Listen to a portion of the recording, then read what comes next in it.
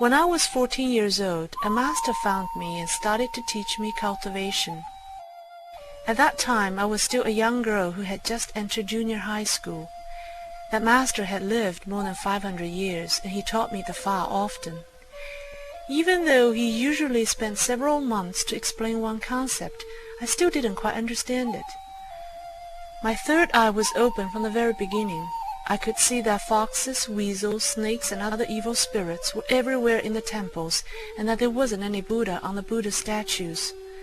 Those terrible scenes often frightened me so much that I kept asking my master to shut my third eye.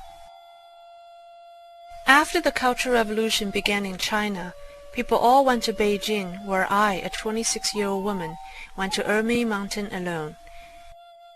In a temple halfway up the mountain, I met an abbot who was over 70 years old. I begged him to let me stay in the temple. The old abbot said to me, "Young Buddhist, you went in the wrong direction. You should go toward the north." I hastened to explain, "I didn't go in the wrong direction. The north is where worldly people go. I came to the right place." The abbot was very happy to hear these words, and we became good friends. After I stayed there for 2 days, I asked the abbot for the way to summon monkeys, for I knew that monkeys on Ermei Mountain had many supernatural abilities.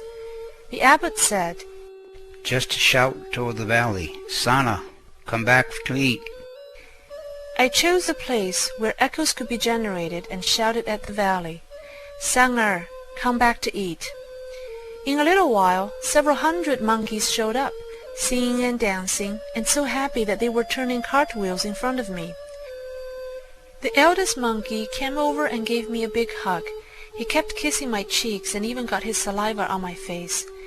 He then spit out a dan, which is cultivation energy in the form of a pill, from his mouth and gave it to me. I thought it was too dirty to eat. The abbot said, "Young Buddhist, you still have an obstacle in your heart. This dan is something the monkey has cultivated for several hundred years." Then the monkeys formed a monkey bridge over the valley. The monkey in the back seized the legs of the monkey in the front, one after another. The old monkey picked me up and walked over the monkey bridge. I was too frightened to open my eyes. He brought me to the other side of the valley, where there was another group of monkeys. Later the abbot told me, "In all of history, only one other person was met with such a courteous reception. You're the second, but you received 2 more things. One is the dan that the monkey gave you. The other is that the monkeys escorted you to the other side. Usually, monkeys are not allowed to cross to the other side." There are many cultivators in Ermei Mountain, but ordinary people cannot see them. They all have supernatural abilities and can hide the places where they stay, just like it says in the fairy tales. Halfway down the mountain were those who had cultivated for 200 to 300 years. The longest any of them had cultivated did not exceed 500 years. This group was the majority. The energy pillars above their heads could only reach part way up the mountain. Going up above the halfway point of the mountain, the number of cultivators became fewer and fewer, while their levels of accomplishment in cultivation were higher and higher, and their ages older and older. Upon reaching the top of the mountain, the cultivators were few and far between. All of them had cultivated for more than 2,000 years. Their energy pillars went beyond the Milky Way, some beyond the level of Tathagata, but they were still cultivating, as they had not yet reached the completion of their cultivation. Among them was my old master. Later I learned that when our great teacher, Mr. Li Hongzhi, went to Ermei Mountain, all the cultivators there came out to welcome him. Together their energy pillars soared toward the heavens like colorful fireworks. There was a Taoist who had been cultivating for over 4,000 years on Qingchen Mountain. He wanted to take me as his disciple. I kindly declined by saying that I already had a master, and that I wanted to find a cultivation way that would enable me to attain Buddhahood in this lifetime. He told me that he was here when Sakyamuni, Jesus, and Lao Tzu reincarnated into the human world, and he had witnessed how they had spread their Fa and offered salvation to people.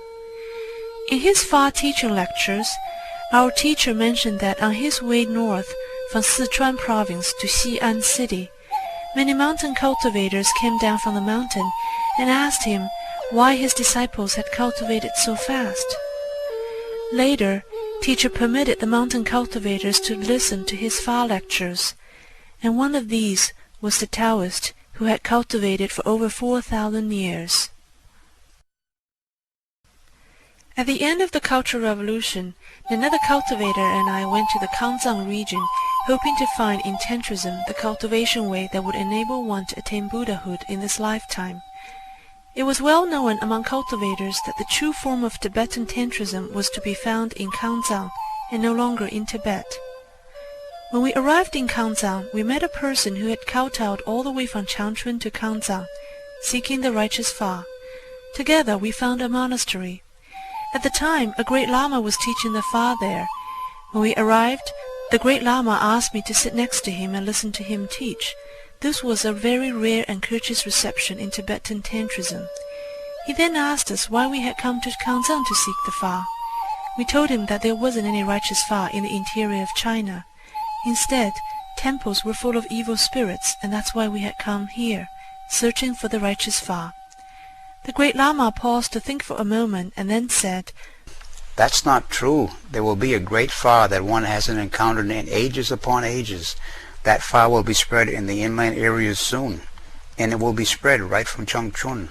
You can go back and wait for it." Upon hearing this, I hastened down the mountain and reached an agreement with my companion that whoever found the Fa first should let the other one know.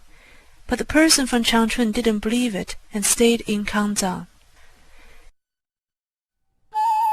In the early 1980s, many children with supernatural abilities appeared throughout China. Some could read with their ears, some could see with their hands or the back of their heads. We cultivators knew these things were real, but we also knew that these supernatural abilities shouldn't be used in a performance or to show off. So I found many of the children and explained to their parents why they shouldn't let their children perform. All of the children are protected began cultivating in Falun Dafa later on.